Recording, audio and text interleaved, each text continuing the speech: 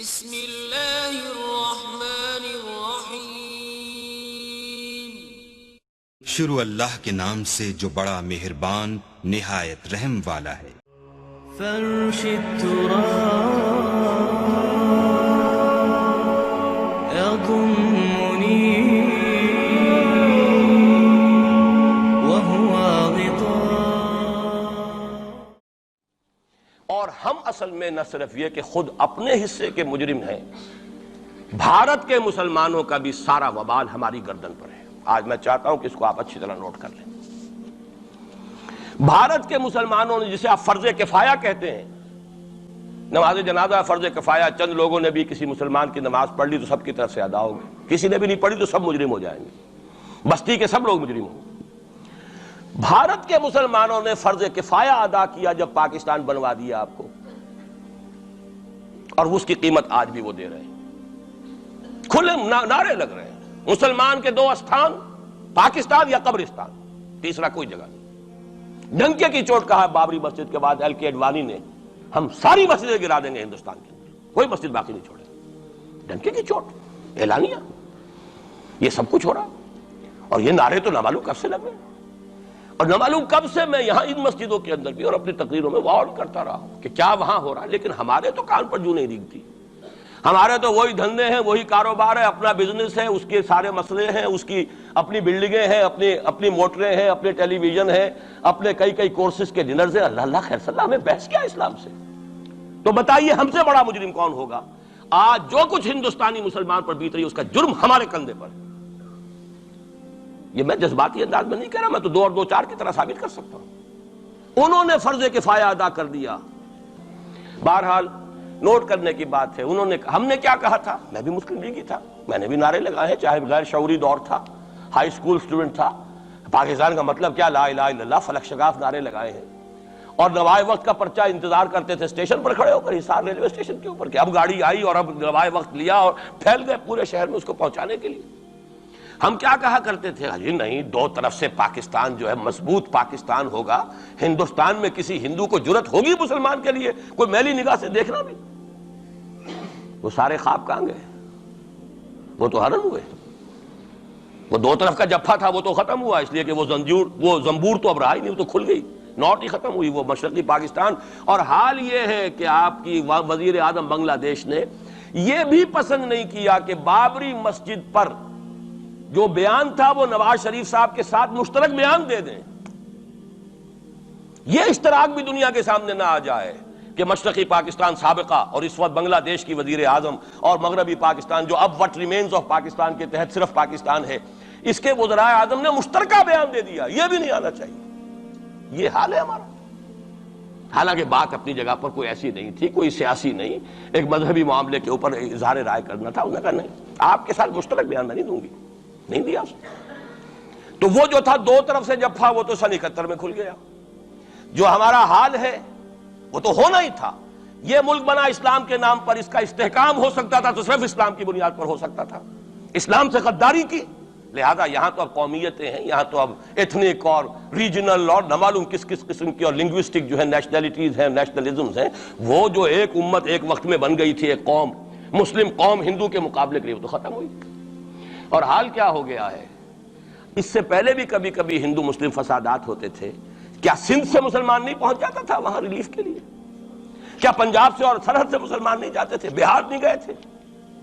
کیا کانپور کی مسجد شہید ہوئی تھی 1915 میں تو پوری ہندوستان سے مسلمان نہیں پہنچ گئے؟ وہاں تو کم سے کم یہ تو رہا ہے، دنیا کی آنکھوں میں دھول ڈالنے کے لیے کم سے کم یہ کہ فورن منسٹری جو ہے اس نے ریزائن کیا۔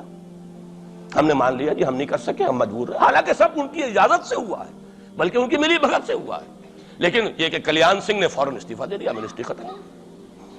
پھر وہ بھارت کی مرکزی حکومت نے اور بھی پارٹیز کو بھی بین کر دیا، اور اس کے بعد یہ ہے کہ انہوں نے حکومتیں بھی 3 اور صوبوں کی توڑ دی۔ وہ تو سرخرو ہو گئے پوری دنیا کی جو رائے عامہ ہے، ہم اس کے سوا کیا کر سکتے ہیں؟ ہمارا ایک دستور ہے، دستور میں جو بھی صوبائی حکومت ہوتی ہے اس کی اجازت کے بغیر ہم فوج بھیج نہیں سکتے۔ وہاں پہ صوبائی حکومت تھی، اس نے ہمیں یقین دہانی کرائی تھی، سپریم کورٹ کو بھی یقین دہانی کرا دی تھی کہ مسجد کو کچھ نہیں ہوگا، تو ہم تو اس کے اوپر ڈیپینڈ کر رہے تھے۔ ہے سب جھوٹ، سب کو پتا تھا جو کچھ ہوگا، اندر خانے ملی بھگت تھی۔ یہ جو صورتحال ہے جان لیجئے، اس وقت میں آپ کو بتانا چاہتا ہوں ہندوستان کے مسلمان پر تو جو قیامت بیت رہی ہے۔ میں نے اپنا ایک تاثر کچھ عرصے پہلے یہاں شد بیان کیا تھا، رہا ہے میرا تاثر، اور وہ ہے اصل میں وہ لاسٹ سپر جو ہے انجیل میں جس کا تذکرہ ہے حضرت مسیح علیہ السلام نے جو آخری کھانا رفع سماوی سے قبل کھایا ہے اس باغ میں جہاں روپوش تھے اپنے حواریین کے ساتھ۔ تو اس میں یہ الفاظ آئے ہیں، میں نہیں جانتا صحیح ہیں غلط ہیں، وہ ایک علیحدہ بات ہے، کہ آپ نے وہ روٹی توڑی اور کہا کھاؤ، eat and this is my flesh, یہ میرا گوشت ہے، کھاؤ۔ اور اس کو کہتے ہیں وائن، کوئی مشروب ہوگا جو بھی ہوگا، ڈالا کہ پیو، drink and this is my blood.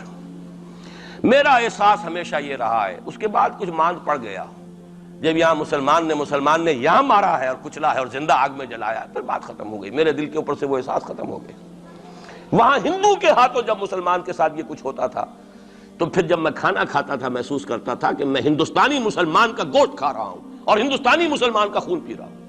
یہ ہمیں عیش جو یہاں حاصل ہیں، جو آرام حاصل ہے، جو ہمیں یہاں پر سہولتیں حاصل ہیں، جو معاشی اس کی کاسٹ پر ہے۔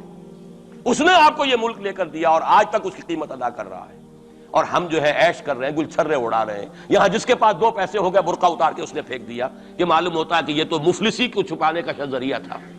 4 پیسے ہوں، اچھے کپڑے پہنے ہوئے ہوں، میک اپ صحیح کیا ہوا ہو تو پھر برقعے کی کیا ضرورت ہے؟ اور میں نے شاید سنا ہے آپ کو، مجھ سے تو چند لڑکیوں نے یہ الفاظ کہے باقاعدہ۔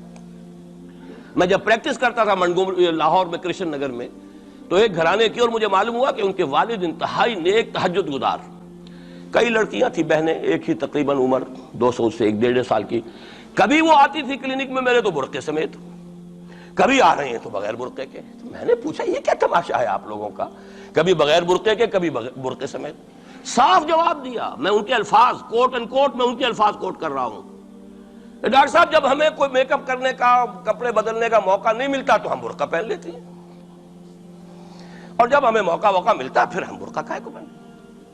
تو گویا کہ اس کو چھپانے کا ذریعہ برقع ہے کہ کپڑے میلے ہیں، میک اپ نہیں کیا تو لہذا برقع پہن لیا جائے۔ یہ ہے حال پاکستان میں اسلام کا جو ہم نے بنایا ہے۔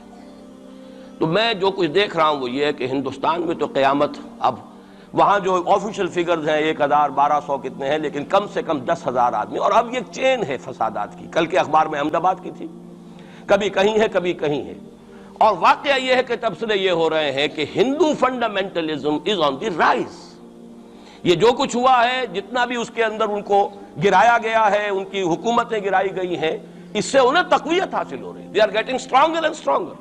کانگریس کے لیے اب اپنی جو ہے جان بچانی مشکل ہے، اور اس وقت سب سے بڑا ان کے لیے جو ہو گیا وہ یہ ہے کہ وہ کمیونسٹوں کی سپورٹ کے بغیر چل نہیں سکتے، اور کمیونسٹ جو ہے وہ ان کی جو اس وقت وہ امریکہ کے زیر اثر جو اپنی اکنامک پالیسیز چینج کر رہے ہیں اس کا ساتھ دینے کو تیار نہیں۔ تو یہ ڈائلیما ہے، جبکہ ادھر جو ہے وہ بالکل جو ہندو ذہن ہے وہاں کا ریوائولسٹ ذہن وہ پوری طریقے سے قائم۔ تو اب اس وقت میں اس کے حوالے سے عرض کر رہا ہوں کہ ہندوستان اور پھر پاکستان کو علیحدہ نہ سمجھیے، اس لیے کہ ہندوستان کو اگر انہوں نے مسلمانوں سے یا اسلام سے خالی کرا لیا تو پھر ان کے بعد ان کا ٹارگٹ جو ہے پاکستان تو ہے ہی ہے، ہم تو ان کے ٹارگٹ نمبر 1 ہیں۔ ذہناً انہوں نے کبھی پاکستان کو تسلیم نہیں کیا، اور ہمارا اب ساتھی ہے کون؟ اللہ پر تو نہ یقین نہ اس سے ہمارا تعلق، جو معاملہ نہ دارت سخن آشنا نہ باشد۔ اللہ سے تعلق کیا ہے ہمارا؟ اللہ سے کون سی دوستی ہے؟ اللہ کیوں ساتھ دے ہمارا؟ ہم تو مجرم ہیں نمبر 1 اس کے، اور باقی دنیا میں جن پر سہارا تھا، جن پہ تکیہ تھا، وہی پتے ہوا دینے لگے۔ وہ تو بالکل امریکہ کی پالیسی معلوم ہوتی ہے کہ ہمیں تو ہاتھ پاؤں باندھ کر جیسے ہندو کے سامنے ڈال دیا جائے۔ کبھی وہ ٹیررسٹ اسٹیٹ قرار دینے کی دھمکی آ جاتی ہے، فیلرز کی شکل میں آ جاتی ہے۔ یہ فیلرز دیے جاتے ہیں اس لیے تاکہ بات پہنچ جائے۔ اگر صرف بات اس طریقے سے انڈائریکٹلی پہنچنے سے مطلوبہ مقصد حاصل ہو جائے تو خام خواہ براہ راست کہنے کی ضرورت کیا ہے؟ مطلب تو حاصل ہو۔ سب نے سجدہ سہو کیا ہوا ہے، ہمارے ہاں ہر ادارہ سجدہ سہو کر چکا امریکہ کے سامنے، ٹوٹل سرنڈر۔ اور یہ بات جو قاضی حسین احمد صاحب کہہ رہے ہیں 100% درست کہہ رہے ہیں، 100% درست کہہ رہے ہیں۔ ٹوٹل سرنڈر، چاہے وہ بے نظیر ہو، چاہے وہ نواز شریف ہو، اور چاہے وہ کوئی اور ادارہ ہو آپ کا جو یہاں پہ قوت کا اصل سرچشمہ ہے اور منبع ہے، سب کے سب 100% جو ہے اس کے سامنے سجدہ کر چکے ہیں۔ یہی وجہ ہے کہ وہ بے نظیر کا ساتھ نہیں دے رہے۔ بے نظیر کا ساتھ کائے کو دے؟ اگر نواز شریف ان سے بڑھ کر، ہم بھی ہیں دربار کے، اگر یہ کہنے کے لیے وہ ان سے بڑھ کر تیار ہو تو اسے کیا ضرورت پڑی ہے؟ اس کی کون سی کوئی رشتہ داری ہے بے نظیر کے ساتھ یا کسی اور کے ساتھ؟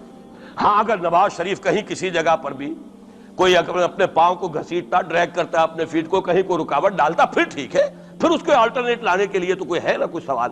لیکن جب وہ ان سے بڑھ کر نیاز مند ہوں, ان سے زیادہ بڑھ کر سجدہ کرنے کو تیار ہوں, ان سے بڑھ کر کہیں ہم شریعت کوڈ کو اٹھا کے پھینک دیں گے اگر سود کا معاملہ جو ہے شریعت کوڈ کے حوالے سے ہمارے لیے مصیبت بنا, سود تو دیں گے چلے گا, لائیے خدا کے لیے لائیے, پیسہ لے کے آئیے, ہمارے ملک میں آئیے, پیسہ لگائیے.